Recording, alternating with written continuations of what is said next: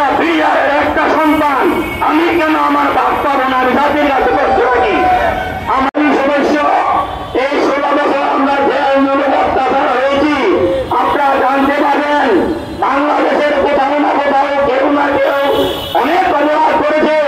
18,000 লোক আদায় না হয়, আমি যেভাবে হোক আদায় করার জন্য যদি শহীদ হই, আমার লাশ কবর দিবেন না যতক্ষণ পর্যন্ত সরকারের পক্ষ থেকে কোন প্রজ্ঞাপন জারি না হবে। মৃত্যুর বিডিআরের সমস্ত কিছু ক্ষমা করা হইল এবং তাদেরকে চাকরি পুনঃবহাল করা না হইল, আমার লাশ ওখানে বলে থাকবে ইনশাল্লাহ। লোকের আছেন, আমারও কেউ না কেউ গোয়েন্দা আছে। যেহেতু আমরা স্বাধীন করেছি, এই স্বাধীন দেশে সবাই আমরা ভাই ভাই।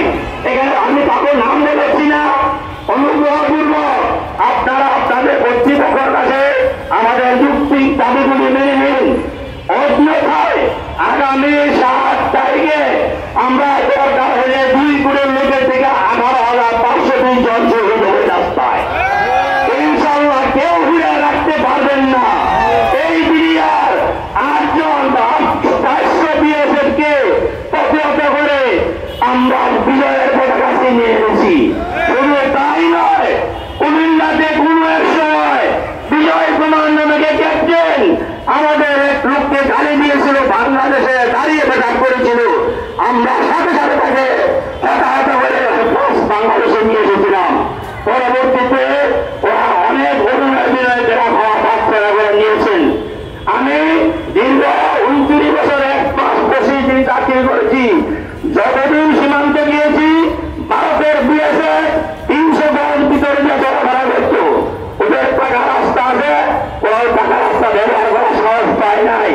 এখন যখন বাংলাদেশ হয়েছে, বাংলাদেশকে পিছনে ফলানো হয়েছে, এখন ওরা কাটাতারে এই পাশে আসা রাস্তা দিয়ে ব্যবহার করে।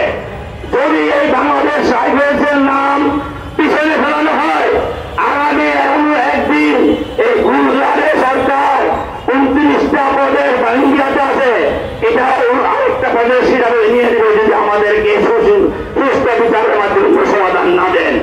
কারণ আল্লাহ তাআলা বলেছেন 3 ব্যক্তির দোয়া সরাসরি কবুল হয়।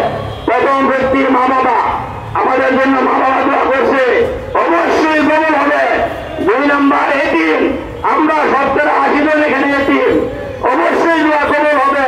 3 নম্বর মজলুম, আমার 520 জন লোক 100 মজলুম। কেউ মনে করবেন না যদি কোরআন সত্য হয়, আমাদের অধিকার আল্লাহ তরফ থেকে আসবে। আল্লাহ তাআলা বলেছেন যে তোমরা রজ্জুকে সত্যভাবে ধরে রাখো। আমরা যে কোরআনের আয়াতকে ধরে রেখে এখানে সমাবেত হয়েছি।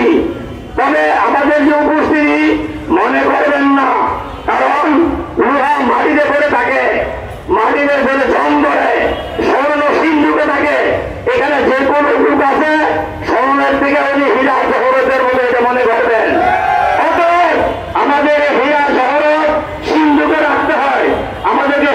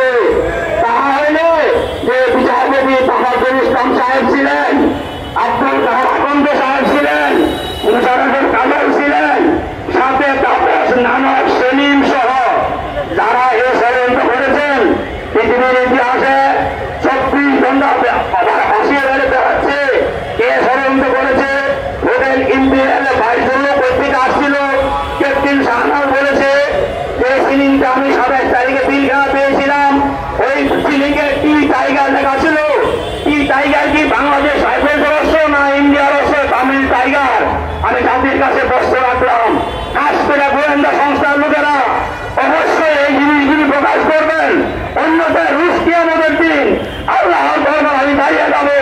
আপনি কিভাবে বেহেশতে যান মিথ্যাবাদের জন্য, দুনিয়ার স্বার্থের জন্য, আমি ইনশাল্লাহ